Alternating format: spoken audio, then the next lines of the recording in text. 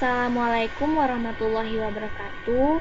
Perkenalkan, nama saya Reza Safiana dari kelompok 1 fungsi khusus kelas A. Saya akan menjelaskan materi mengenai bab 1, yakni fungsi periodik, dengan 4 materi subbab. Yang pertama ada fungsi periodik, yang kedua ada sampel harmonic motion, yang ketiga ada aplikasi Dirac Fourier, yang keempat ada fungsi nilai rata-rata.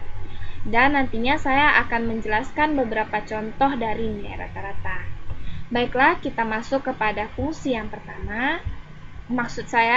Kita masuk kepada materi yang pertama, yakni fungsi periodik.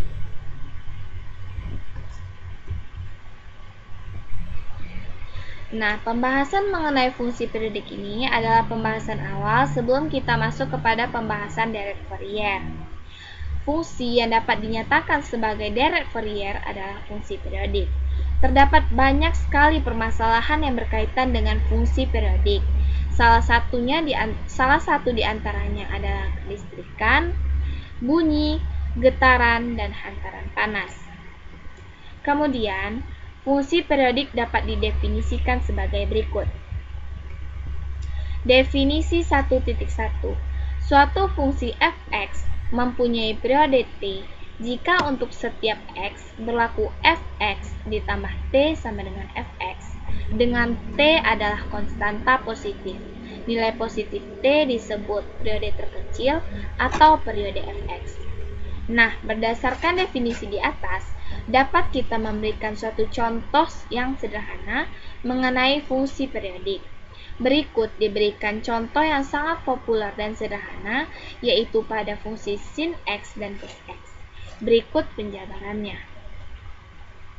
Yang pertama, ada fungsi f(x) sama dengan sin x ditambah 2pi sama dengan sin x ditambah 4pi sama dengan sin x ditambah 6pi sama dengan titik-titik sama dengan sin x. Fungsi sin x mempunyai periode terkecil atau t sama dengan 2pi. Yang kedua, fungsi f(x) sama dengan cos x ditambah 2pi sama dengan cos x ditambah 4pi sama dengan cos x ditambah 6pi sama dengan titik-titik sama dengan cos x.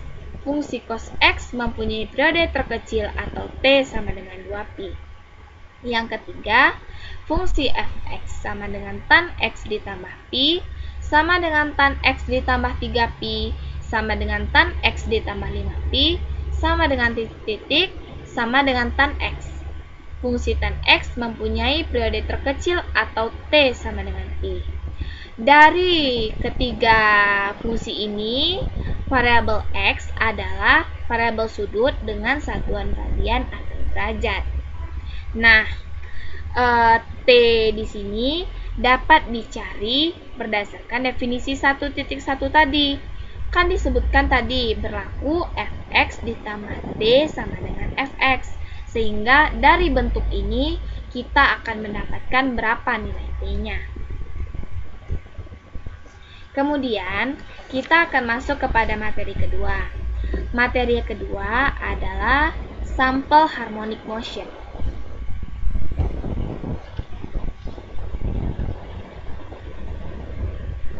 Sampel harmonic motion atau gerak harmonik sederhana ini adalah suatu fungsi yang bertipe sama dengan fungsi periodik.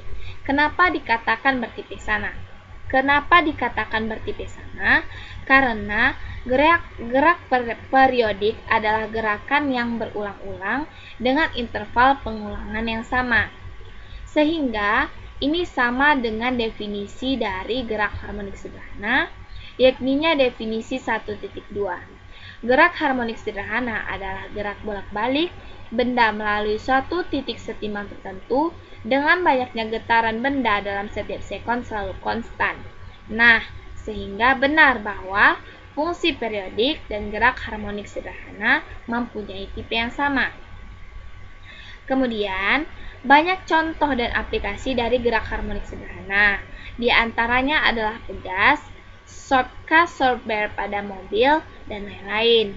Di bawah ini adalah contoh dari gerak harmonik pada pegas.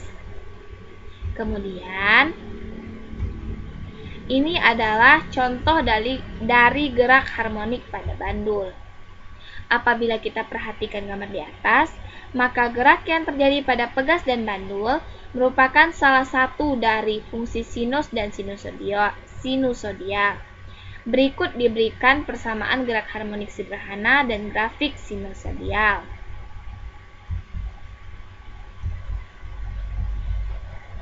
Kita lanjut kepada materi yang ketiga, yakni aplikasi pada deret Fourier.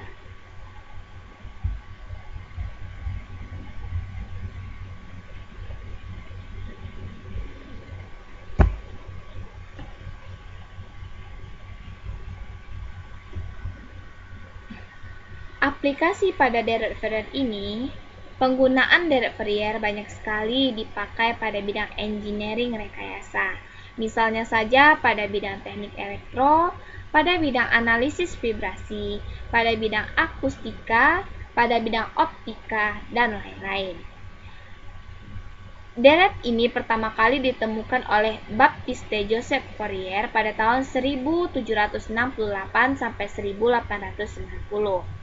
Deret dalam bentuk sinusoidal atau sinus dan kosinus ini selanjutnya dikenal sebagai deret Fourier dan digunakan untuk mempresentasikan fungsi-fungsi periodik secara umum. Selain itu, deret ini juga sering dijadikan sebagai alat bantu dalam menyelesaikan persamaan diferensial, baik persamaan diferensial biasa maupun persamaan diferensial parsial. Persamaan deret Fourier dapat dituliskan fx sama dengan A0 ditambah A1 dikali cos omega x ditambah A2 dikali cos omega x ditambah titik-titik ditambah B1 dikali sin omega x ditambah B2 dikali sin omega x ditambah titik-titik. Nah, salah satu aplikasi dari deret Fourier adalah pada pemisahan perpaduan gelombang. Suatu gelombang yang bergerak pada suatu medium bukan hanya gelombang yang berupa gelombang tunggal, namun merupakan perpaduan dari banyak gelombang. Dengan menggunakan deret Fourier, maka perpaduan dari banyak panjang gelombang ini dapat dipisahkan kembali menjadi gelombang-gelombang penyusunnya. Misalkan saja pada gelombang radio. Gelombang radio FM mempunyai frekuensi 88 MHz sampai 108 MHz. Tapi, yang menimbulkan pertanyaan adalah, kenapa kita dapat mendengarkan suara penyiar radionya, padahal batas pendengaran manusia hanya 20 Hz sampai 20.000 Hz? Ini dapat dijawab karena gelombang radio tersebut hanya sebagai pembawa, yang nantinya pada radio penerima gelombang datar tersebut akan dipecah kembali, yang salah satunya berupa gelombang suara yang dapat kita dengarkan. Selanjutnya pada tahun 2011, A. Arwin Amiruddin dan ABD Majid Akas pada jurusan Teknik Sipil Fakultas Teknik Universitas Hasanuddin melakukan penelitian mengenai aplikasi dari deret Fourier. Mereka melakukan penelitian dengan judul Aplikasi Deret Fourier dalam Analisa Tegangan Plane Stress Akibat Beban Longitudinal pada Shell Silindris. Shell dapat didefinisikan sebagai elemen struktural yang secara relatif tipis, di mana material dari elemen adalah batas antara dua permukaan lentur yang terpisah oleh jarak yang relatif tipis. Ada beberapa macam tipe struktur shell.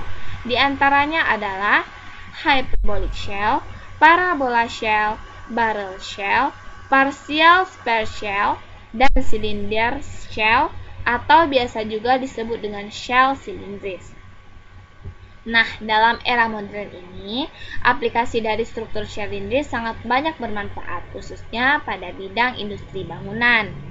Misalkan saja pada penggantung struktur, pada tangki atau menara air, sebagai pondasi pada restoran terapung, dan juga sebagai tangki atau sebagai penampung zat hidrolik, dan lain-lain.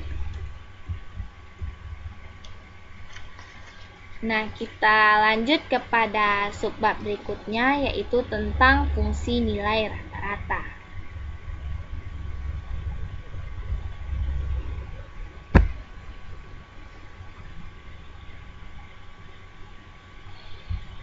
Fungsi nilai rata-rata. Konsep dari fungsi nilai rata-rata ini sering sekali digunakan. Apabila kita ingin menghitung nilai rata-rata dari suatu himpunan bilangan-bilangan, maka yang kita lakukan adalah menjumlahkan bilangan-bilangan tersebut, kemudian membaginya dengan banyaknya bilangan-bilangan tersebut. Proses ini akan kita gunakan juga untuk menghitung nilai rata-rata dari suatu fungsi f(x) pada interval AD sebagai rata-rata sebuah bilangan pada fungsi f(x). Nah, rata-rata pada fungsi f(x) dalam interval AD dapat dituliskan pada persamaan 1,1 berikut, yakninya f(x1) ditambah f(x2) ditambah f(x3) ditambah titik-titik ditambah f(xn) sama dengan n.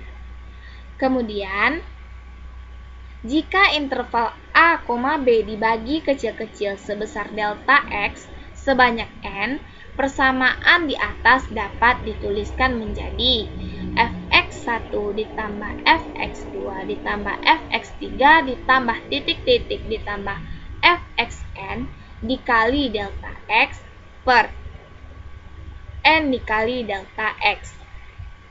Nah, sekarang kita dapatkan N dikali delta X adalah B dikurang A yang merupakan panjang interval. Jika N adalah tak hingga dan jika delta X adalah 0, maka perhitungan pada persamaan 1,2 menjadi fx1 ditambah fx2 ditambah fx3 ditambah titik-titik ditambah fxn dikali delta X per N dikali delta X sama dengan integral dari A sampai B fx dx per B dikurang A. Persamaan 1,3 ini merupakan rumus dari nilai rata-rata. Selanjutnya, kita akan tentukan nilai rata-rata dari sin kuadrat X atas periode min pi sampai pi. Dengan menggunakan rumus dari persamaan 1,3, maka dapat kita buat grafik dari integral fungsi dari sin kuadrat X dan cos kuadrat X. Kita dapat menghitung sendiri daerah nilai integral dari kedua fungsi tersebut, bahwasanya nilai kedua fungsi tersebut adalah sama. Untuk pi per 4 nilainya dari 0 sampai pi per 2, dan periode selanjutnya dari pi per 2 sampai pi, dan seterusnya. Maka kita dapat menghitung integral dari min pi sampai pi sin kuadrat X dx sama dengan integral min pi sampai pi cos kuadrat X dx. Kemudian dengan cara yang sama, untuk integral n tidak sama dengan 0, maka kita dapatkan integral min pi sampai pi sin kuadrat nx dx sama dengan integral min pi sampai pi cos kuadrat nx dx. Selanjutnya, karena sin kuadrat nx dx tambah cos kuadrat nx dx sama dengan 1, maka persamaan dapat juga ditulis menjadi integral min pi sampai pi sin kuadrat nx ditambah cos kuadrat nx dx sama dengan integral min pi sampai pi dx sama dengan 2x. Kemudian, dengan menggunakan persamaan 1,5, diperoleh integral min pi sampai pi sin kuadrat nx dx sama dengan integral min pi sampai pi cos kuadrat nx dx sama dengan pi. Sehingga dengan menggunakan persamaan 1,3 di atas, kita dapatkan bahwa nilai rata-rata atas suatu periode pada sin kuadrat nx, nilai rata-rata atas suatu periode pada cos kuadrat nx, dan juga 1/2 pi integral min pi sampai pi sin kuadrat nx dx sama dengan 1/2 pi integral min pi sampai pi cos kuadrat nx dx sama dengan pi per 2 pi sama dengan 1/2. Nah, jika teman-teman masih belum memahaminya, untuk sin kuadrat nx dx ataupun cos kuadrat nx dx, integralnya sudah kita pelajari pada materi kalkulus sebelumnya. Nah, untuk memahami integralnya ini, teman-teman dapat mempelajari lagi materi integral tersebut pada materi kita kalkulus.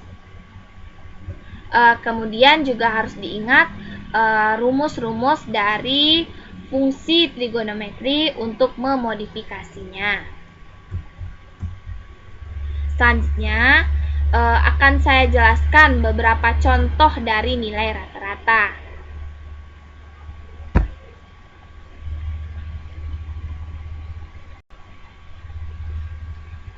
Contoh yang pertama, tentukan nilai rata-rata dari cos kuadrat X per 2 pada interval 0, pi per 2. Penyelesaiannya, diketahui bahwa integral 0 sampai pi per 2 sin kuadrat X per 2 ditambah cos kuadrat X per 2 dx sama dengan integral 0 sampai pi per 2 dx sama dengan pi per 2. Nah, kenapa kita menggunakan integral 0 sampai pi per 2 sin kuadrat X per 2 ditambah cos kuadrat X per 2 dx?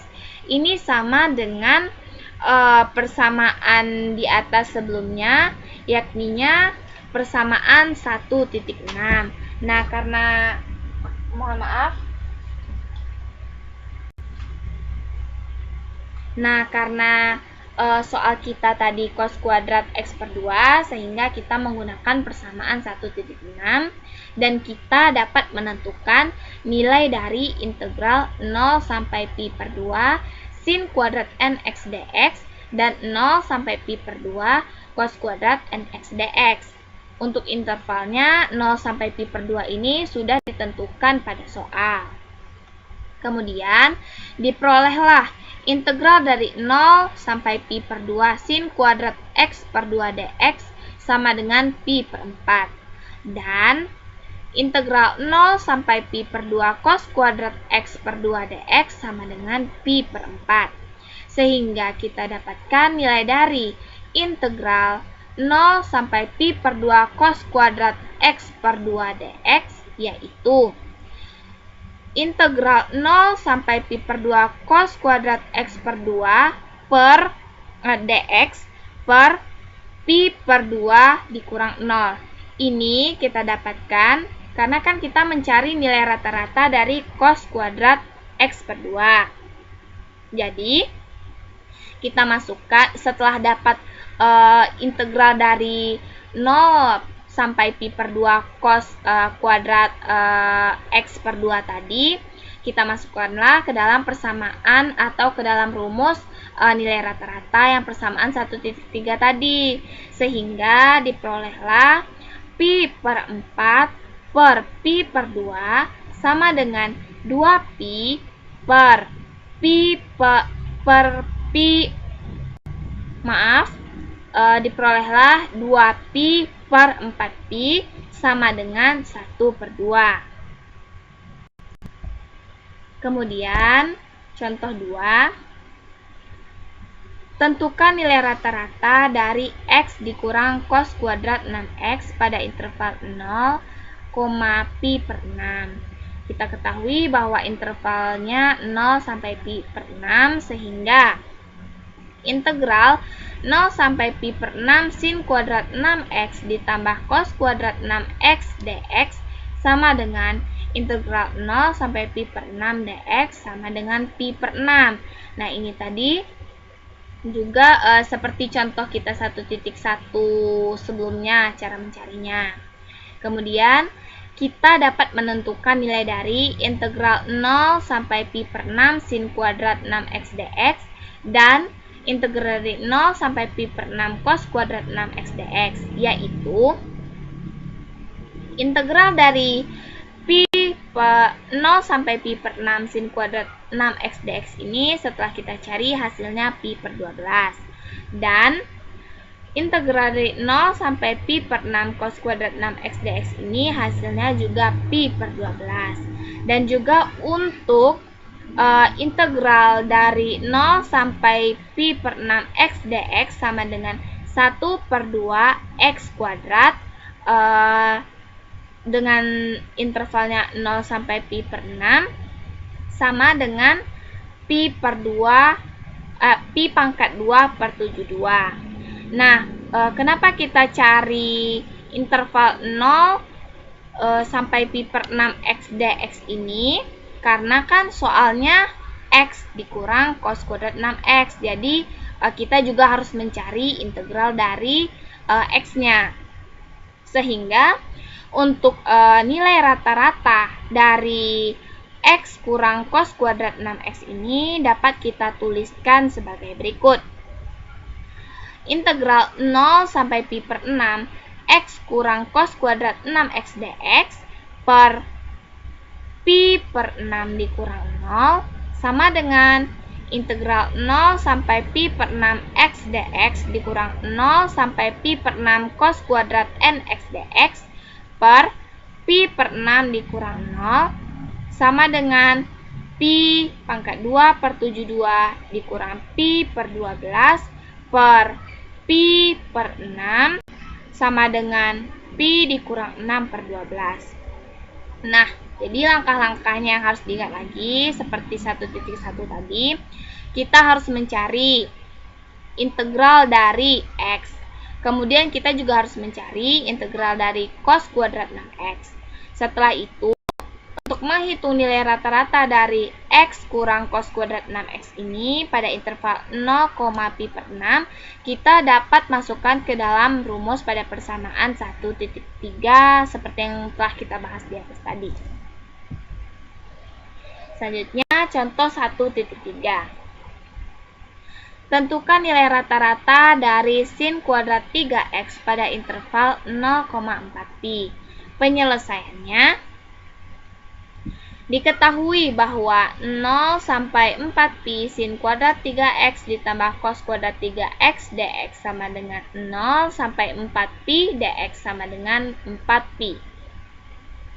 Artinya, kita dapat menentukan nilai dari integral 0 sampai 4 pi sin kuadrat 3x dx dan integral 0 sampai 4 pi cos kuadrat 3x dx, yaitu integral 0 sampai 4 pi sin kuadrat 3x dx adalah 2 pi dan integral 0 sampai 4 pi cos kuadrat 3x dx sama dengan 2 pi.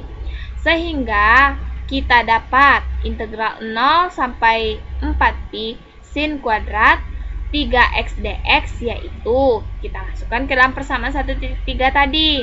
Integral 0 sampai 4 pi sin kuadrat 3x dx per 4 pi sama dengan 2 pi per 4 pi sama dengan 1 per 2. Baiklah, sekian penjelasan dari saya Reza Safiana dari kelompok 1 fungsi khusus kelas A. Semoga bermanfaat untuk teman-teman semua. Apabila ada salah kata saya mohon maaf. Saya akhiri dengan wabillahi taufik wal hidayah. Wassalamualaikum warahmatullahi wabarakatuh.